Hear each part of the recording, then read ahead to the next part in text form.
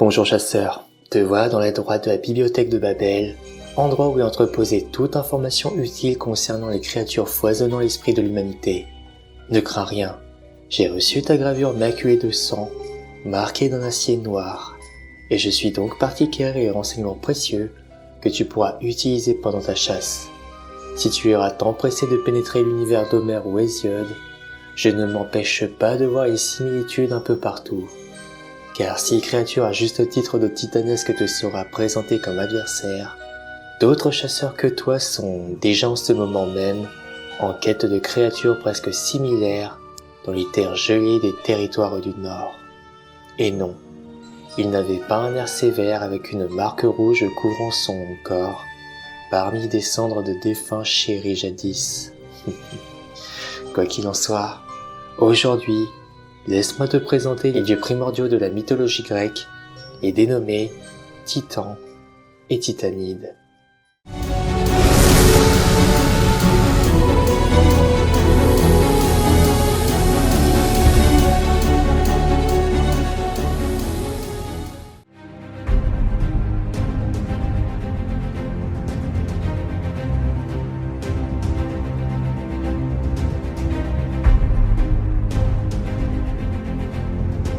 Pour être bref, les Titans sont des divinités tout droit sorties de la lignée du chaos, qui est comme le Ginnungagap de la mythologie nordique. Un endroit fait d'un vaste gouffre béant, ou un abîme si profond que son fond était inconcevable pour l'esprit de simples mortels. Quoi qu'il en soit, de cette source naquit Gaïa, qui fut la personnification de la terre-mère.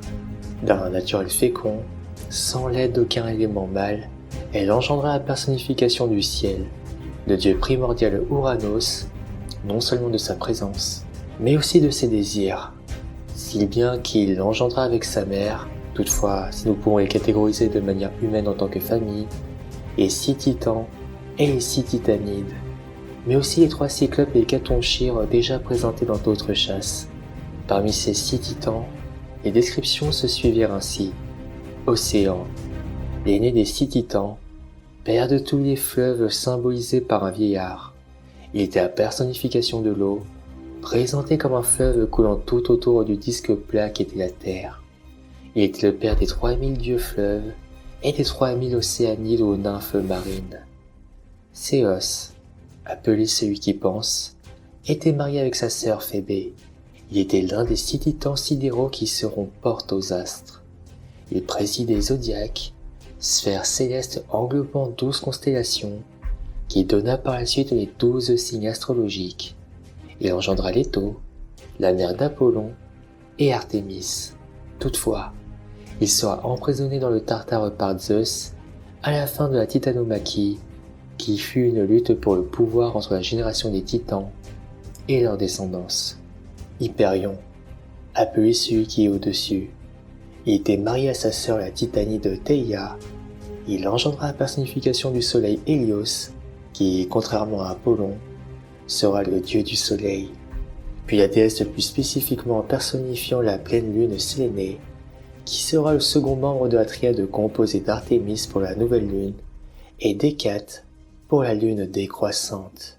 Et pour terminer comme 3e enfant, la personnification de l'aurore fut présentée par la titanide Eos. Krios, époux de Eurybie, ce titan était assez peu connu, mais nous savons qu'il fut emprisonné dans le Tartare par Zeus. Japet, signifiant celui qui précipite, était l'ancêtre des humains par son fils Prométhée. Il était l'un des 4 titans qui conspira contre Cronos contre leur père Ouranos. Néanmoins, après la Titanomachie, il sera emprisonné dans le Tartare par Zeus.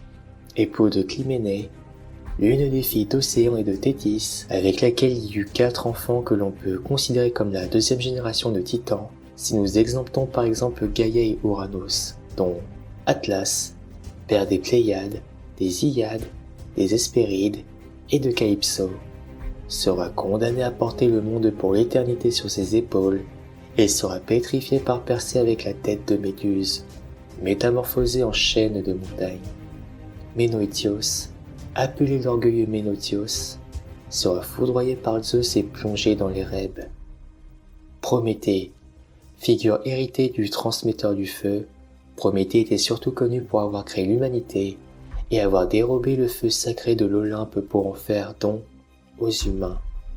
Courroucé par cet acte déloyal, Zeus le condamna à être attaché à un rocher sur le mont Caucase, son foie dévoré par l'aigle du Caucase chaque jour et repoussant la nuit.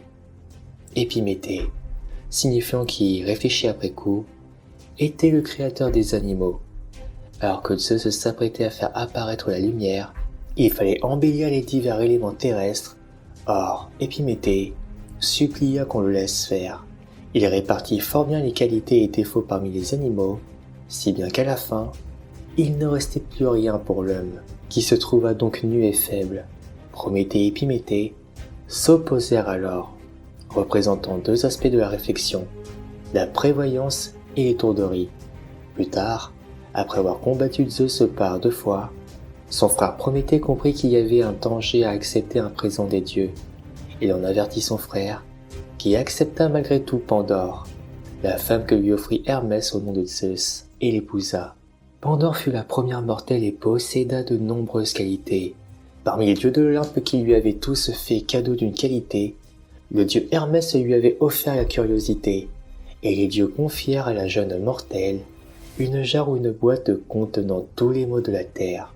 Pandore, dévoré de curiosité, ouvrit la boîte et délivra tous les mots qui se répandirent alors pour la première fois sur terre. Pour répondre avec leur aîné, fut le plus célèbre titan, Cronos, souvent confondu avec ses homophones Chronos qui était la divinité primordiale du temps dans les traditions orphiques. Il était le dernier de la fratrie, celui qui osera défier son père et qui engendrera les dieux olympiens, mais nous verrons cela une autre fois. Pour continuer la liste, décrivons à présent les Titanides. Mnémosyne, appelée celle qui se souvient, fondatrice du langage, elle était la déesse de la mémoire et était représentée par une adolescente, âge de la perfection divine. Phébé, appelée la brillante, elle était associée à la lune et à Artémis, avec qui elle était parfois confondue. Rhea, sœur et épouse du titan Chronos, elle était parfois considérée comme la déesse de la fertilité, liée à la terre. Elle sera la mère des dieux et déesses Hestia, Déméter, Héra, Hadès, Poséidon et Zeus avec son frère Chronos. Théia, appelée la divine, elle était la titanide créatrice des métaux précieux. Thémis, appelée la loi divine, qui présidait à la justice, à la loi et à l'équité, assistera Zeus dans l'Olympe, étant la deuxième épouse après Métis qui engendra les moires, les heures et astres auxquels viennent parfois s'ajouter les 3 Hespérides, les 3 nymphes du fleuve Éridane et Homonoia, la déesse de la concorde. Deuxième épouse de Zeus, elle est avant tout la déesse de la justice, de la loi et de l'équité. Elle était représentée tenant les plateaux d'une balance. Thétis, déesse marine féconde archaïque, elle recevait chaque soir le soleil terminant ainsi son voyage céleste, sœur et épouse d'Océanos, de qui elle eut de nombreux enfants, comme les dieux fleuves et les océanides.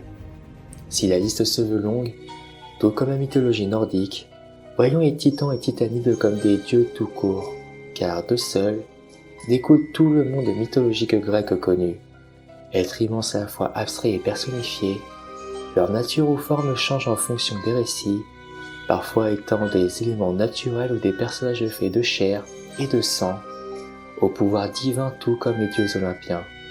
Quoi qu'il en soit, Ouranos, le premier maître du monde, considérant sa couronne avidement, il expédia ses enfants les Hécatonchiens et les Cyclopes dans le Tartare, région la plus basse des enfers, parce qu'il les craignait et les haïssait de par leur nature monstrueuse qui le dégoûtait. Néanmoins, il voulut s'unir à Gaïa de nouveau, mais finalement, il resta en elle, afin d'empêcher ses nouveaux enfants, les titans, de sortir du ventre de leur mère, de peur de rencontrer à nouveau des enfants aussi terribles que les précédents. Furieuse, Gaïa incita les titans à renverser Ouranos, mais seul le plus jeune, Cronos, réagit. Armé de la faucille d'après une gemme gravée que Gaïa avait fabriquée dans son ventre, et avec l'aide de ses frères qui enjoignaient à parcourir chaque horizon pour maintenir Ouranos, une fois assez proche, il coupa le pénis de son père. Ouranos émasculé se détacha alors de Gaïa, et son sexe tomba dans la mer. Des gouttes de sang jaillissant de la blessure naquirent Aphrodite, déesse de l'amour, les Érénises, les Méliades, ainsi que les géants. Toutefois, afin de combattre Ouranos, Cronos dut libérer ses frères les Hécatonchires et Cyclope prisonniers à ce moment dans le Tartare par leur père, pour obtenir ainsi leur aide. Cronos renversera Ouranos et devint donc maître du monde et des cieux. Malheureusement, il se révéla aussi tyrannique que son père et renvoya finalement dans le Tartare les Hécatonchires et les Cyclopes ouraniens, de peur qu'ils ne soient dangereux pour lui. Ce dernier prit alors aussi l'habitude d'avaler ses enfants mis au monde par sa sœur Rhea, car sa mère Gaïa avait prophétisé que, comme son père, il serait un jour détrôné par un de ses enfants. Dès lors, à nouveau enceinte, Rhea se réfugia en Crète et mit au monde en secret son dernier-né, Zeus, dans une caverne du mont Ida, et afin de le protéger de son terrible père, elle donna à celui-ci pour le leurrer une pierre enveloppée d'un lange en prétendant qu'il s'agissait là du dernier-né. Remplis de haine pour Cronos, les Hécatonchires et Cyclopes s'allièrent sans hésiter plus tard à Zeus, lorsque celui-ci à son tour livra la guerre à son père et ses frères pour prendre le pouvoir et lutter contre sa tyrannie. Mais d'une manière exhaustive, les Titanides qui s'unirent dès lors à leurs frères les Titans pour engendrer des divinités de différents ordres ne semblèrent pas avoir pris à ce moment le parti de leurs frères dans la Titanomachie, amoindrissant leur force.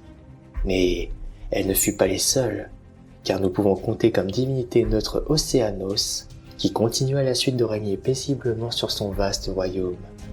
S'inscrivait alors dans l'histoire la terrible Titanomachie, mais cela sera une prochaine fois. Et c'est ici que la partie de cette mythologie se termine. Si tu as retenu l'information, ces derniers sont donc dans le Tartare prisonniers des dieux olympiens, au joug de leurs féroces gardiens les Hécatonchires. Si tu te presses, tu pourras sans nul doute trouver un autre chasseur parti pour oxyre ces créatures humanoïdes à la force monstrueuse.